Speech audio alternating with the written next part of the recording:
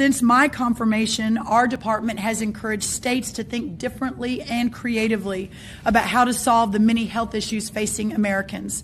One way is by not allowing taxpayer-funded benefits to be used to purchase unhealthy items like soda, candy, and other junk food.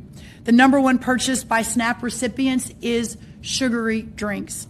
SNAP is a supplemental nutrition program meant to provide health food benefits to low-income families to supplement their grocery budget so they can afford the nutritious food essential to health and well-being. That is the stated purpose of the SNAP program. The law states it, and President Trump's USDA plans to deliver on it alongside our partners at HHS. So today, I'm proud to sign 6 more waivers for Florida, West Virginia, Oklahoma, Texas, Louisiana, and Colorado. This is in addition to the waivers we've already signed for Iowa, Indiana, and others across the country. I continue to encourage states to be laboratories of innovation, think through how you can promote healthy families and healthy communities. And because of our historic partnership, USDA and HHS, and the visionary leadership of the governors here with us today and of the states represented by the signings, we are doing something about it. These SNAP waivers are just one piece of the MAHA effort. We work so closely together to encourage voluntary commitments to remove artificial food dyes, among other things, from our food supply.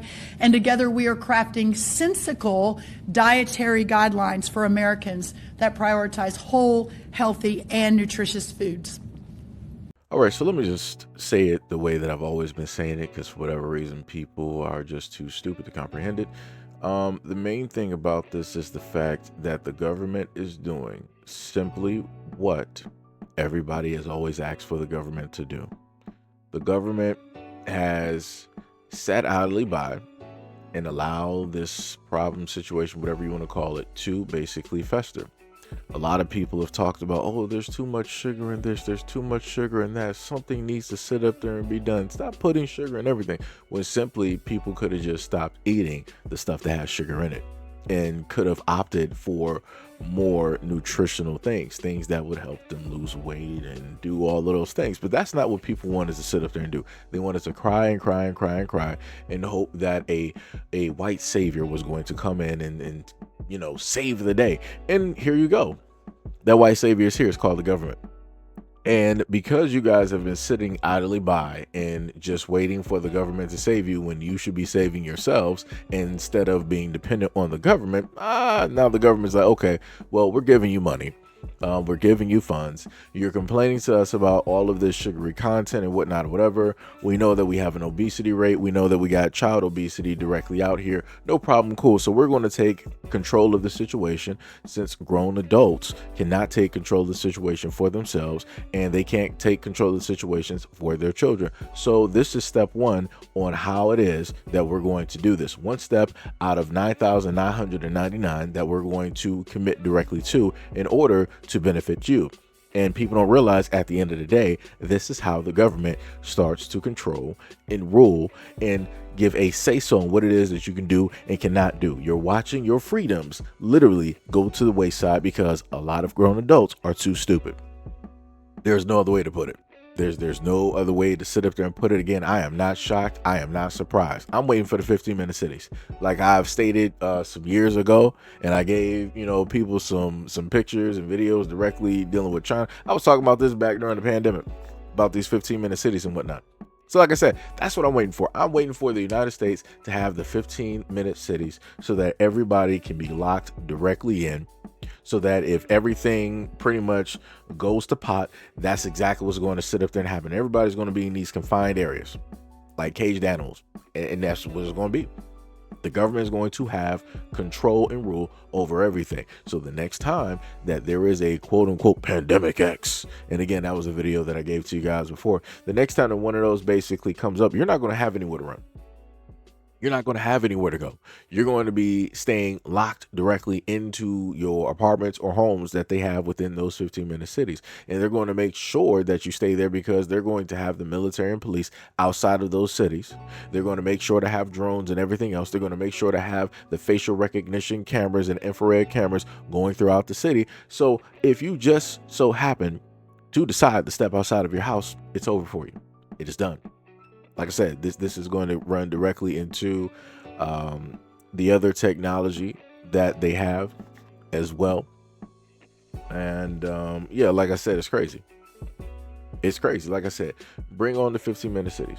Copy everything that China has at this moment in time. Bring the 15-minute cities. Allow people to use their cell phones to go into convenience stores when nobody is working, so that you can just buy the things that you want to buy and just leave. Like I said, I'm ready for all that, because people can't rule themselves, so you have to have other people rule directly over you. That is what is being shown at this moment in time. This is what the human populace is dictating to the 1% directly out here, and this is clearly where we are at this moment in time. It's crazy work. 100% crazy work. And nobody should be mad about this. Nobody should be mad about this, because like I said before, the greater majority have shown where it is that they want to be and what it is that they want to do. A lot of people opt that, hey, I don't want to sit up there and be healthy. I want to go into the sugary content. I want to go into all of this garbage, but then I want to complain about the foods that we eat, knowing the fact that we could actually live healthier, eat healthier, and cook healthier. But I opt not to sit up there and do that. And I'm going to make a variety of different types of excuses, but I expect these rich corporations, these billionaires, these conglomerates, all these other type of businesses and the governments to basically care about me more than I care about myself. So you should do what is in the best interest for me, even though I'm not doing health-wise what is in the best interest of myself nor my family. You should be the ones to do all that work for me, because I'm lazy and I don't want to sit up there and do it. It's too hard. That's clearly what the main public is sitting up there saying, and this is not too far-fetched. Again, look at the obesity rates directly in the United States just by itself. Look at the obesity rate. You got kids out here that weigh more than most grown adults. That makes no sense. And people are like, oh yeah, look at my chubby baby, look at my big baby. No, that baby is overweight. That's just not supposed to be happening. That's going to be a very large child. The bones are not even that large to really support that weight. What is really happening? What is really going on? What is really happening? What is really going on? Things like this should not be happening. But like I said, this society that we live in at this moment in time. Like I said, shout out to Wally, because they show people a glimpse of society if people just keep doing the things that they want to specifically do without any type of pushback. And you saw a society living in wheelchairs, being fed food, and even within the wheelchairs, they could still barely move. They couldn't take showers, they couldn't take baths. Like it was terrible.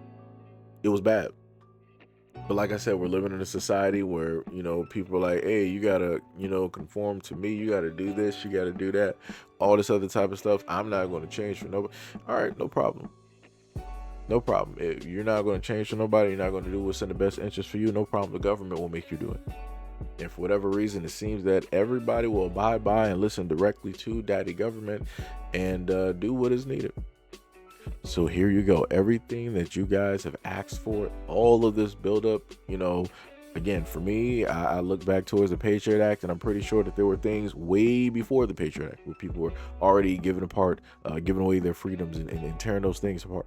Like I said, for me, my main look to is the Patriot Act and all of those adults during that time that were there and that voted and that allowed these things to sit up there and take place and happen. Y'all allowed the government's like, hey, go ahead, listen directly to our phone calls, listen to our emails, intercept any telecommunications, go read the text messages.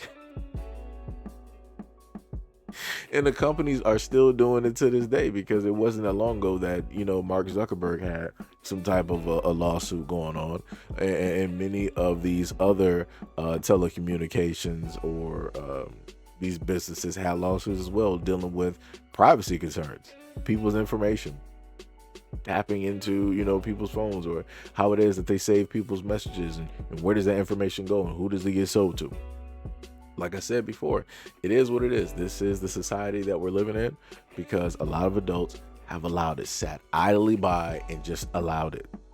So many people like, oh, I don't care about nothing that's going on out here. If it ain't affecting, me and mine, I don't really care about it. Like I said, nobody cares up until it hits the doorstep. And now it's going to hit the doorstep for everybody. This is just the start. It's a beautiful start. It's a beautiful start because I know how it's going to end. But like I said, that's for everybody else to sit up there and figure out. That's for everybody else to guesstimate and write theories on and I'm about to be a conspiracy and there's no reason to even list conspiracy because we're dealing with facts here. We're looking at history. We can look at historical charts and look at how humans will determine their own outcomes and their own endings. And this ending is not going to be good at all. It's not. But like I said before, nobody's going to put their foot down at this moment in time dealing with this. There's not going to be any type of resistance. And what I mean by resistance is that people will speak against it. Because realistically, if you think about it, all of the money that you just so happen to get from SNAP or whatnot or whatever, those are tax dollars. Those are your tax dollars. It's not the government just freely giving you money. This is your money. And they're telling you how to use your money. They're telling you what to buy, what not to buy. This is not the first time that they sat up there and did this. And this is not going to be the last time.